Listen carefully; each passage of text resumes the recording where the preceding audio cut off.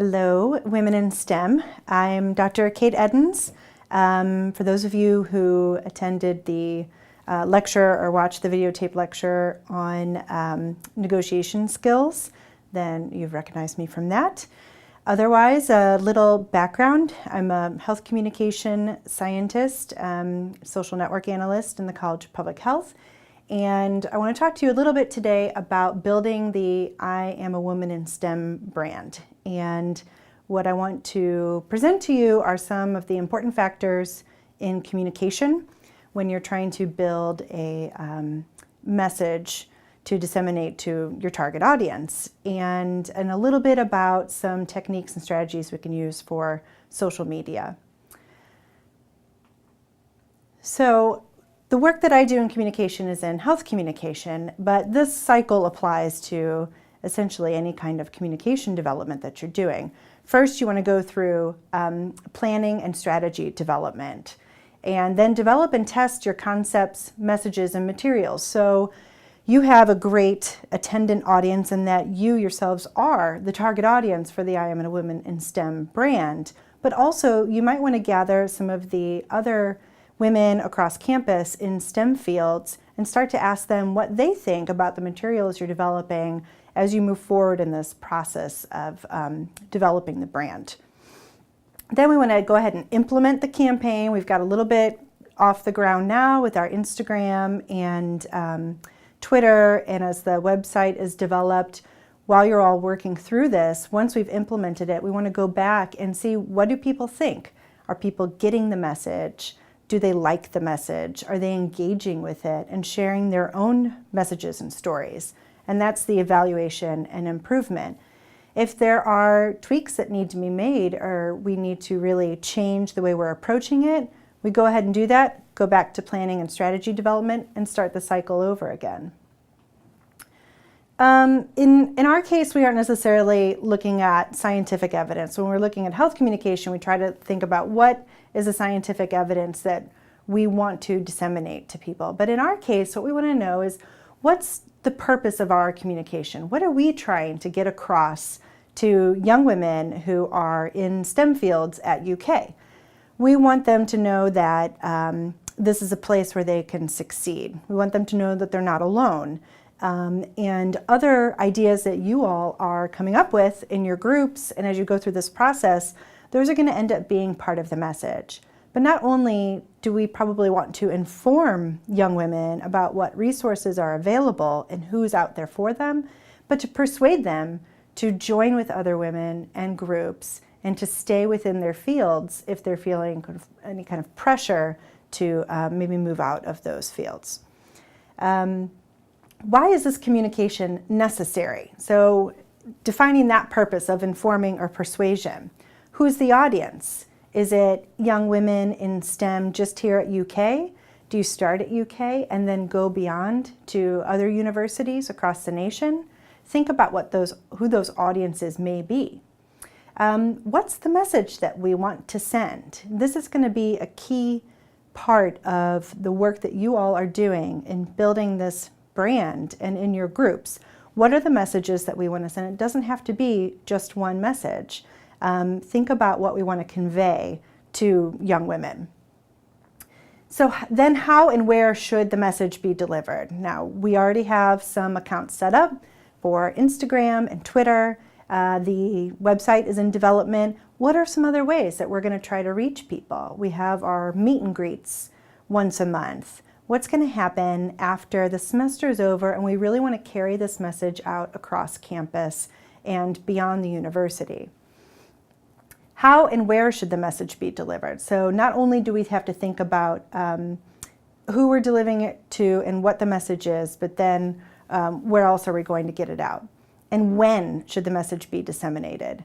Do we want to do it right as summer comes up and people might be thinking about changing majors when they come back? Is that not a good time to engage students? These are all questions that we can ask through some of our message testing and focus groups and within your groups to find out, when is the best time to send out our messages? Do we need to continue to send them out over time? And then after we kind of implement the plan of communication that we develop, We'll evaluate that effort and its impact by asking people if they've seen and attended to the message. We'll look at metrics through social media and the website to see how many people have been engaged. When we talk about our basic communication model, what we want to look at is who says what, via what medium, to whom, with what effect, right? So the messages are the what's used to convey information. Words, symbols, pictures. We're probably we have a hashtag, we're going to use some photos and stories. What else do we want to convey? Sources or senders, who's sending the message? Initially, it's going to be you all, you who are women in STEM. And then who else? Who are we going to tap next to help share our message? Channels, or how those messages are sent. We already have the social media sites set up, but then what's next? And then audiences and receivers. Who is going to receive our message? Who do we want to hear it? So some things to consider about channels that we choose in persuasion. How and where can we reach a specific audience with a particular message? We need to identify whether the channel that we're thinking of or setting provides access to the target population, women in undergraduate STEM fields, opportunity for exposure. Where are women paying attention to messaging? Is it on social media? Is it on the back of the stall in the bathroom? You know, you all see those messages that are put there. Is it signage across campus? Is it in settings in sororities or other groups that are reaching young women on campus? And then thinking about, is this an appropriate place for discussing the topic? Where is the right place to talk about being a woman in STEM? When we think about these channel factors, what we really want to do is see how can we reach a large population but be specific to what population we want to target. How likely is someone in the setting to be exposed to and attend to the communication? Would the target audience be comfortable receiving this information about the topic in this place? How public is the setting and how sensitive the topic? So being a part of a group that's just an advocacy group for women in STEM is probably not that sensitive. But if we start getting into some of the more nuanced messages or messages that might be sensitive for some people, their experiences of discrimination and sexism and feeling unsafe on campus, there may be better avenues and places to just have those discussions and send those messages and receive them than others. So that might happen better in a small group setting or in our meet and greets versus a campus-wide media blast. At the same time, maybe not. Maybe we want everyone on campus to be thinking about these topics. So these are some of the aspects of channels that we want to think about as we're developing the brand and deciding how to get it out. Source factors in persuasion. So who's going to be the source of the message? Who will be the most effective messenger for delivering a particular type of information to a particular target audience? We already know the initial sources will be you all, but there are other ways of delivering a message. When you see on some social media where you may have a quote from a prominent woman in STEM or someone who's a very successful woman, is that a credible source for a message that we want to send out? So it might not always be you initially, and then as the brand spreads and grows, you have to think about who are some of these sources that we want to engage. When we think about source factors and persuasion, source needs to be credible. And credible sources are more persuasive. That applies to both individuals and organizations. So we want the individual to be credible, but you also think of credibility when you think of a group or an organization. And credibility is not intrinsic. A person is not always credible depending on the audience, depending on the situation, and I'll show you some examples of that. Credibility varies by audience. So here are some Trump supporters, and among those Trump supporters, Trump is credible. Here are some folks who don't find Trump to be so credible. And in this case, these groups of people are across the street from one another. So Trump's credibility varies by audience, and in this case, it was just right across the street from one another. Credibility varies by situation. So some of you, if you don't know, this is Sean Penn. He's an Oscar-winning actor. So yes, we think that he's a credible actor. However, he may not be as credible on the world stage. I know you guys are a lot younger than me, so you may not recognize that this is Mikhail Gorbachev, but he does not look very thrilled to be talking to Sean Penn. And I'm sure Sean Penn's trying to talk to him about policy on the world stage. Perhaps he's not as credible in that situation. Here's another situation. Credibility varies by situation. This is Jenny McCarthy. She is a credible entertainer. She is not, however, credible when it comes to vaccinations and autism. Now, there are some audiences who will find her credible in this because perhaps they find her relatable in some way. And I'm going to talk about what makes a source persuasive and credible. But for us in public health or in the medical field, she's not a credible source for information about vaccines. Credibility can also change over time. So hopefully you know Lance Armstrong, Tour de France champion, who has always been lauded as an excellent athlete. And then after it was found out that he had been involved in doping, his credibility in the area of sports was removed and he was seen as a fraud. However, Lance Armstrong also started the Livestrong Foundation because he had cancer. No one's taking that away from him. He did have cancer, and he hasn't been found out that he didn't. And folks have found that among those who are living with cancer and are utilizing the resources from the Livestrong Foundation, he's not lost any credibility there. So his credibility changed over time in sports, but not with cancer. That's remained the same. And of course, a lot of the examples I'm giving you are health-based because that's my bailiwick, my wheelhouse. So I'm sure that you can find them relatable. So we talk about source credibility. We talk about expertise. The source is in the position to know the truth, and also trustworthiness. The source will tell the truth as he or she sees it. Here's an example where expertise plus trustworthiness equals persuasion. I just completely blanked on her name, Katie Couric. So Katie Couric's husband died of colorectal cancer. And so Katie Couric said that she would go get a colonoscopy on live television.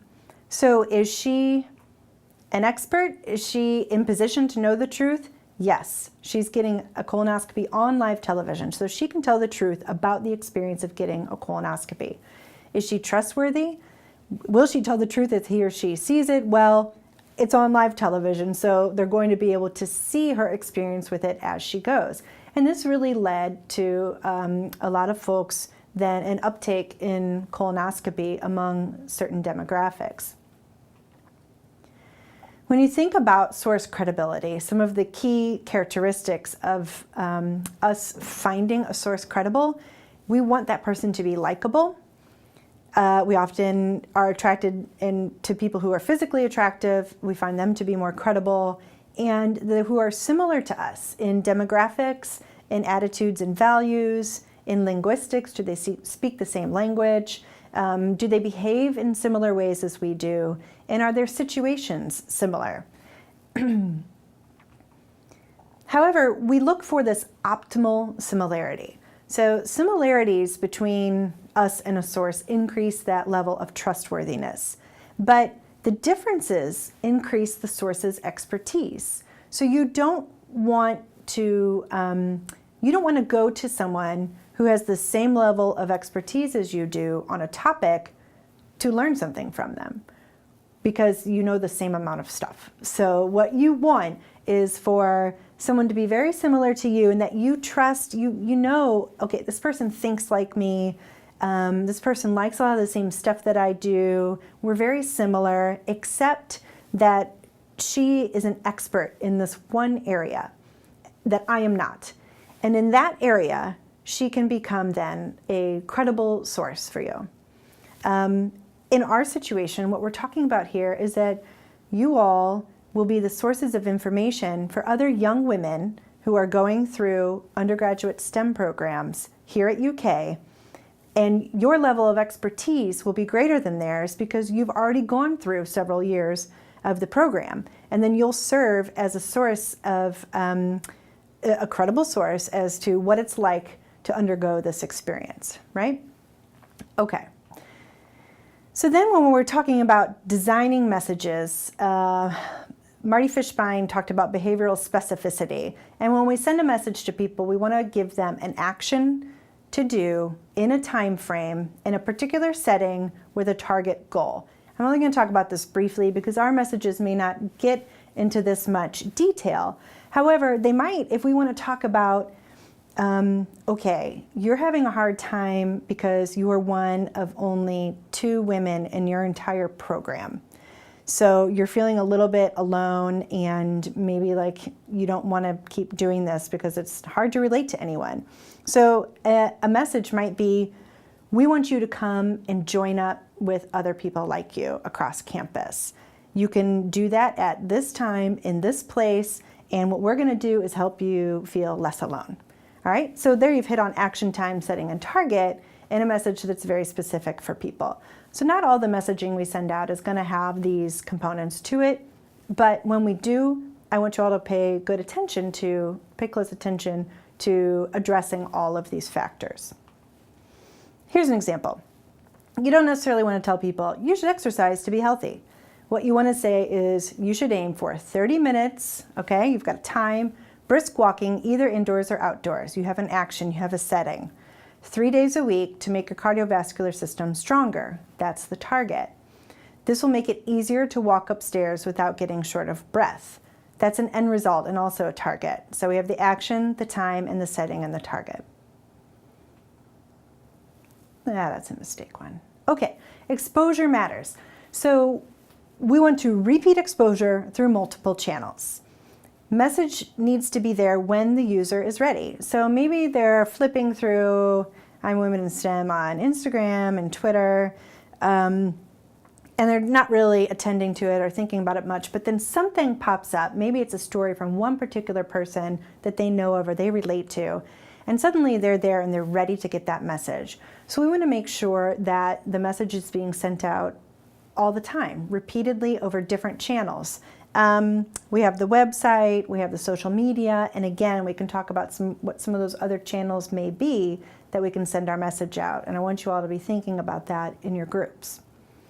It also increases social discussion. So even if it's not reaching everyone at the time, the message being out there is going to increase discussion and policy attention or institutional change.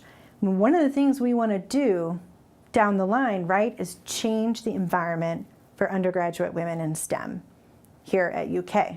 So how are we going to do that? We have to get this message out and really focus on the discussion in order to leverage that for eventual policy change. I'm actually going to skip this. I do want to talk about values. So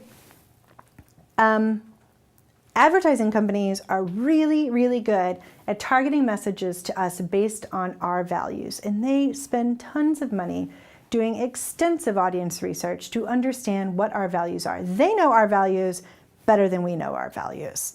We have to sit down and really think about it, but they have got us locked in to a little audience segment, and they know exactly how to tune into that to sell us things. When I'm in health, what we're trying to do is kind of sell these health messages, but health isn't a value. People don't care about being healthy. They don't say, I'm doing this to be healthy. They might say that, but they don't mean that. What they mean is, I want to live longer so I can spend time with my kids and grandkids, or I want to feel better so that I can be active and do the things that I want to do all the time, or I want to look good. Those are the actual reasons. It's not just health, all right? But communication that taps values really works. And I'm going to give you a couple of examples. When we think about values, they can be measured and observed. And I'm going to give you an exercise that will be on Canvas. It's this instrumental and terminal values worksheet. You'll be able to download it, and what I want you to do in your groups is to work on, it'll only take about 5 minutes, to identify what are your instrumental and terminal values. So instrumental values are those that lead us to an end place, and that end place is our terminal value. And just to mention a couple of things. So terminal values are things like a comfortable life or a prosperous life, equality, freedom, happiness, national security, self-respect. Those are terminal values. Instrumental values are what get you there. That's being courageous, helpful, honest, creative, open-minded, self-controlled. Okay, so when we think about wanting to be healthy, what we want is to look good so that it's easier to connect with a mate who will then bring us into a position of having a stable family. Now, you're not thinking that when you go into it, but that's sort of the evolutionary basis of how you're acting. For some people, valuing freedom is far more important, and others value sort of obedience or belonging to a group more. So what's important is that we are able to identify these values in our audience and then target our messages towards those values. Because values guide our choices and decisions, all of our choices and decisions. We act in accordance with our values. Our values can change over time, but we're still going to behave in ways that support those. So I'm going to show you a couple advertisements. This one, I wanted you to take a few seconds to look at it and think, what is this conveying? What are potentially some of the values or feelings that you get when you look at these messages? And you all probably don't see tobacco advertising as much as maybe I did when I was younger. It used to be on billboards and all over the place, and now you see it maybe in magazines, but you guys probably don't even pick up magazines anymore. So, but when you look at this guy, you're looking at manliness, freedom, independence. Do you think this cowboy listens to anybody? He values being out there on the ranch, with his rope and his horses or whatever he's doing, and his cigarettes, and spending time alone. There are no other people in this photo with him. He's independent. He's a free thinker. He does what he wants. Okay, so those might be some values that Marlboro was trying to hone in on with their cigarette advertising. Here's a modern day equivalent of that. So this image of, it's Stephen Dorff, who's an actor, is almost identical to these Marlboro Man images, right? Except he's smoking electronic cigarettes. And then it's coupled with an image that's basically just sex, right? So they are tapping into a different set of values, but they've added some values here, but they're also pretty much the same as what we're looking at here. And in this advertisement, they just come out and say it, freedom, take back your freedom. This is a response to smoking bans. So they're saying if you can't smoke in public, take your blue e-cigarette and you can smoke anywhere you want. Taking back my freedom. Here are some cigarette advertisements that are targeted to women. And it may be harder for you to see, but in the Virginia Slims ad, their tagline has been, "You've come a long way, baby." And what it does is shows these images of women who may have been more oppressed, and then a woman who is free and independent and doing what she wants and smoking a Virginia Slim. There's a little Eve in every woman, so that's kind of tapping into that idea of sexual desire or doing whatever I want. Wouldn't have it any other way. It's got to be cool. So being cool, being accepted. And then this is a modern image of blue electronic cigarettes. And again, it's really tapping into that kind of sexiness. All of these have some idea of slim or thin or ultra light in them. Here's another one, smoking redefined, freedom to enjoy anywhere. And of course, it's not in here, but Jenny McCarthy is also a spokesperson for blue cigarettes, giving her even greater credibility. And then here's this, Dear Smoking Ban. There you go. They're really tapping into that idea of these are not people who value authority or being obedient. And what we found is that in focus groups, doing the same terminal and instrumental values worksheet that I'm having you do in the groups, smokers value independence, freedom, and being broad-minded. They don't value being obedient. So when you're doing the values worksheet, you can see what you quickly crossed off first are things that are lower on your list of values. And smokers don't value being obedient. So years ago, like 10 years ago, a long time I used to smoke. And when I quit smoking about 4 or 5 months before I started my master's program in public health, and I learned about these values, and I felt so violated because I felt like they knew me and they knew this, they had me pegged as this type of person who values independence and freedom and, you know, not caring what other people think. And they use that to sell me cigarettes. So this is how a lot of corporations work in trying to sell you their products. Now, what we want to do is turn that around and use values to sell our product, which is just being a part of a group of women in STEM, right? Under specific, so an idea of developing a message specifically to some of these values. So for smokers, setting a quit date to stop smoking, thinking about how they value independence and freedom and not being obedient, or exposing others to their smoke, we might say, you make the choice. Set yourself free, okay? It's your choice. It's your freedom. You wouldn't want someone to force you to do this. So bringing in that idea of not pushing what they're doing on others. For non-smokers who do value authority, you know, you've always made the right choice. You've always done what you're supposed to do, the right thing. Keep doing it. Don't smoke. Okay, and then finally, I just want to briefly touch on narrative communication, culturally appropriate communication, and targeting and tailoring. And I'm going to kind of go through these quickly, but what I want you to think about is how important narrative communication is in our culture. You relate to stories. We all relate to stories.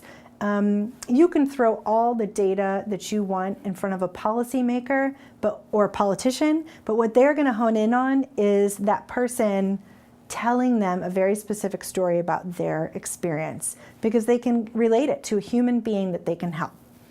So narrative communication comes in a lot of forms: entertainment, education, reporting and journalism, literature, case histories that's more in the medical field, testimonials, so people who've used a product or have had an experience, who live a certain life and they're talking about it. Regular everyday conversation, so the word of mouth communication that we have every day is a form of narrative communication, and in storytelling. And so to talk about storytelling, what makes a good story? And I want you to think about what makes a good story. And in your groups, I want you to have a discussion about what it is about stories that make them compelling, and then help use that to shape the stories that we're creating to send out through the IAmAWomanInSTEM brand. When we talk about culturally appropriate health communication, there are all these different components of communication where we can reach out and be culturally appropriate.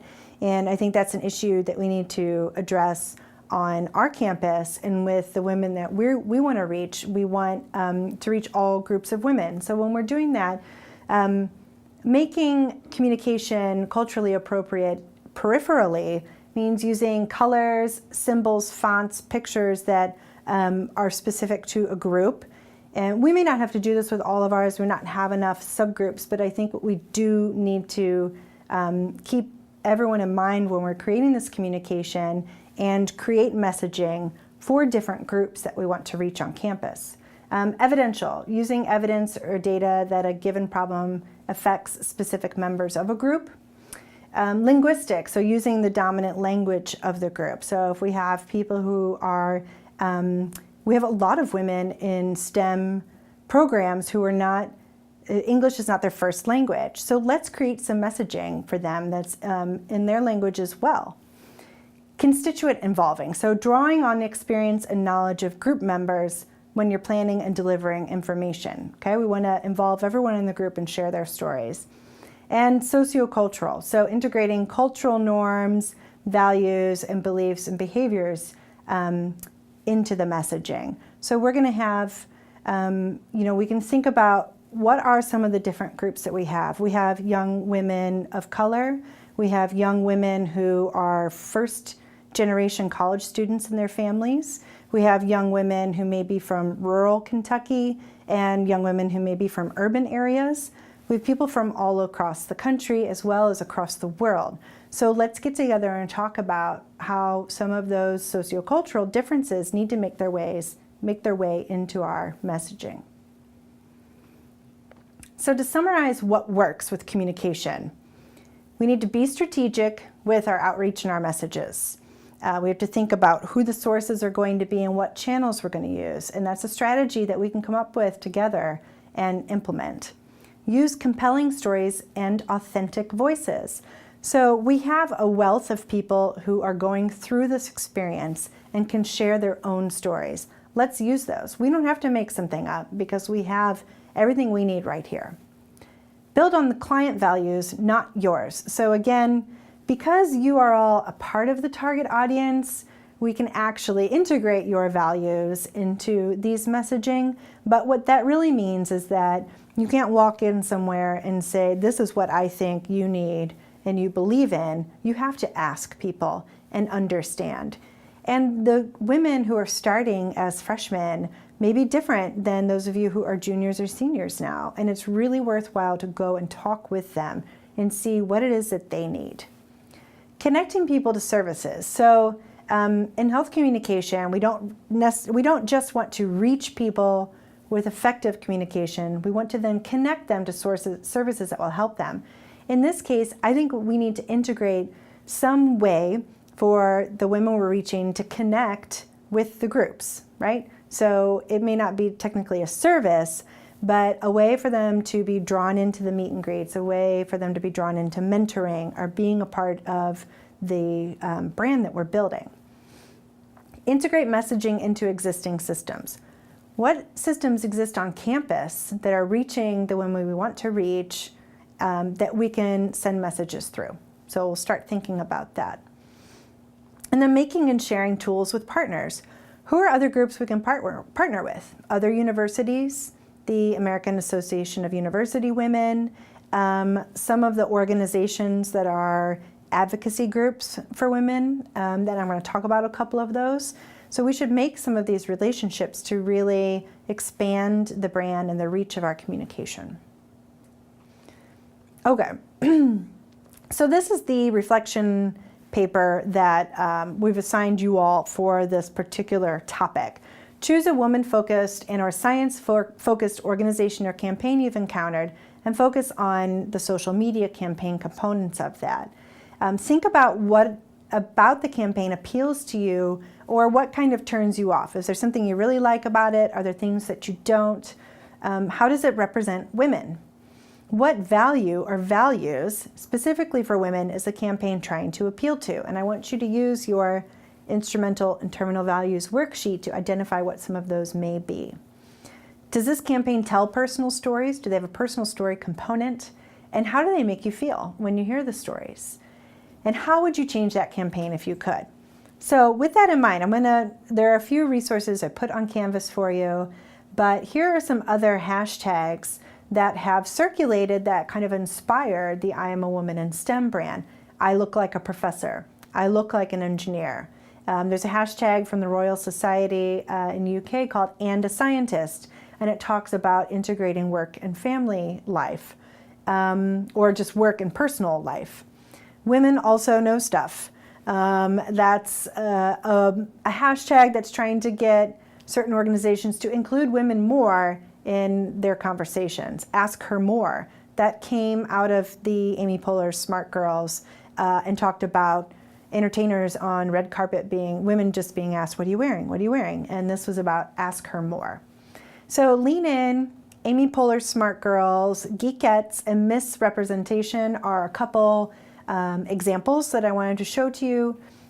And I would just like you to visit some of these websites and their social media campaigns and go through these same questions for each of them. So Amy Poehler's Smart Girls, their tagline is change the world by being yourself. And I want you to look at it and think about what is the age group this is targeted to, who are they targeting? Lean In, their tagline is what would you do if you were not afraid? So go there and look at the different groups that they may be targeting. What are some of the messages they're conveying? What are the values that they're portraying to women? And what do you think of these taglines? What would you do if you were not afraid? Change the world by being yourself. Geekettes is another organization that you can have a look at. And Misrepresentation, one of the things I like about Misrepresentation is a film, but the social action campaigns that have stemmed from this organization and the film Misrepresentation, it talks about the way women are represented in media, not buying it. So it's products that we don't like the way that they're marketed to women, media we like. So that's a hashtag to sort of celebrate the media that really supports women. Ask Her More, the Build Confidence, and Unmasked. So take a look at some of those campaigns and see what you think. These are not all, obviously not all science focused, and it's harder to find ones that are focused on women in science. So I challenge you to go out and look for those and find some and bring them together in your groups. So finally, when we're talking about building this I Am a Woman in STEM brand, who is the audience that we want to reach? How does this campaign represent women? What values is the campaign trying to appeal to? Do we tell personal stories? How are they going to make people feel? What's the message we want to send? What images are best going to represent that message? And then will there be action steps with those messages and images? Essentially, we want to know who says what, via what medium, to whom, with what effect. So this is what you need to move forward in your groups and individually to start thinking about what the I Am a Woman in STEM brand and campaign is going to look like. Once you have some of those put together in your groups, we'll talk about social media strategies. And granted, you all are probably like well adept at social media and know more about strategies than I do. But there are some pieces to the different outlets that are different. So on Twitter, it's really good for communicating with media, policymakers, other advocacy groups. Individuals, yes, but a lot of it is for getting, kind of building some of those relationships between groups. Follow up with media. So tell them to keep up with updates because Twitter is a really easy way to send updates out about the campaign. Reaching out to media and influential organizations on the national level and asking them to keep up with us and watch what we're doing. Cultivating local reporters, national reporters, and organizations. So sending messages to the media in order to kind of build that relationship and get them involved. Tweeting all updates that we have. So using that as a source of a one-way dissemination of information out to the world. We can tell people to learn more about the program, get more coverage from us on these topics. And then anytime we have any new tools, videos, or stories, we should send them out via Twitter. Ask people to tweet, I am a woman in STEM with their stories. So this is a great place to start developing the hashtag and getting those stories rolling in. We want to include narratives, photos, links, anything that posts on the Instagram account can go out via Twitter. And you can embed GIFs. I won't tell you how I say that word because you'll probably, everybody does it different. So make those and send those out. They're so much fun to see in your Twitter feed. Ask women to submit their story. So I'm going to say that over and over again. On Facebook, you're going to connect more with individuals. So that's great for sharing the photos and stories and the actual messages that we want to reach young women. An idea might be to partner with a journalism student or with PR to get some of these stories and interviews put together. Oh, that says to patients. I have to change that from something. But so on Facebook, you might say, on Twitter, we're having this new release, but then link them to Facebook where the story actually is. Listen to Jane Doe's I Am a Woman in STEM story, and then we have the whole story there on Facebook. One blog and Facebook that I really like is Humans of New York, and I think it does a great job of using an image and telling a story. Again, ask women to submit their stories. Instagram, again, photos, stories, hashtags. Post a photo with the hashtag, a few teaser sentences of the story, and then link it to wherever we're going to host the stories, whether it be on the web, Facebook, or both. Tweet, Facebook post, and share the Instagram on the web. Ask for followers occasionally now that Instagram is going to have this, instituting a new algorithm. And again, ask women there to submit stories. And then when the website becomes a viable entity, we want to make sure to have a blog feature where the stories are posted, because blogs perform better on, go higher on Google than Facebook or Twitter. And then when you're running this, we need to read about best practices for blogs. It's very friendly to sort of the Google robot. I think that Amy Poehler's Smart Girls website is a nice example of a way to show multiple stories at a time that people could just click on when they want to learn more about it. And again, ask women to submit stories. And we may ask them to take more actions. Maybe there is a how do we support policy, or take a pledge that you're going to stick through your undergraduate program with the help of other women in STEM. I think the website is going to be a great place for us to house materials, resources, stories, and as much communication as we can about this campaign. So this is just a framework, and know that the I Am a Woman in STEM brand is yours, and it's up to you to develop it and to create the messaging that you want other women to hear, and what that's important to you and that you think is important to them. And we can ask them and make sure it is important to them, and then to disseminate that across the university and beyond if we're able to do that. So if you have any questions, you can contact me, talk with your group facilitators, and I really look forward to seeing what you all come up with as we progress in making the I Am a Woman in STEM brand together. Thanks.